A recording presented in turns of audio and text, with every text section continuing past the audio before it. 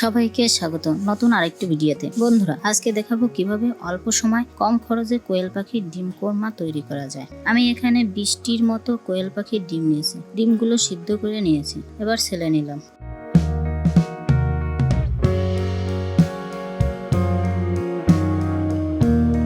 কড়াইতে তেল দিয়ে ডিমগুলো তেলে দিয়ে দিলাম।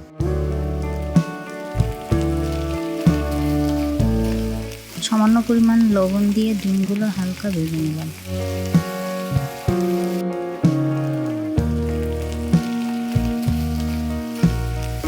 একটু হলুদ দিয়ে দিলাম ডিমটার কালার আসার জন্য।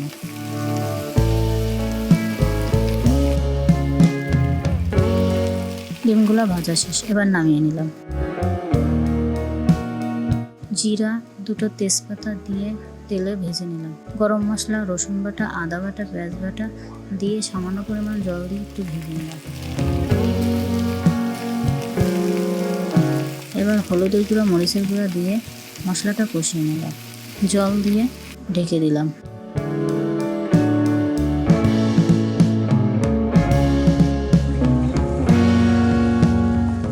এবার ডিমগুলো দিয়ে দিলাম।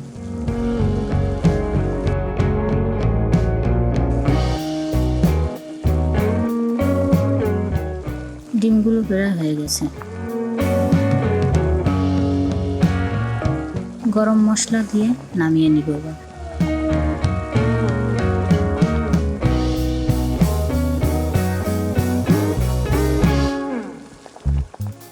ডিমগুলো নামিয়ে নিলাম। বন্ধুরা দেখো কোরমাটা কতটা লোভনীয় হয়েছে।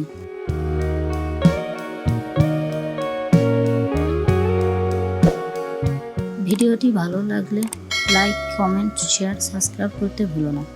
সবাইকে ধন্যবাদ।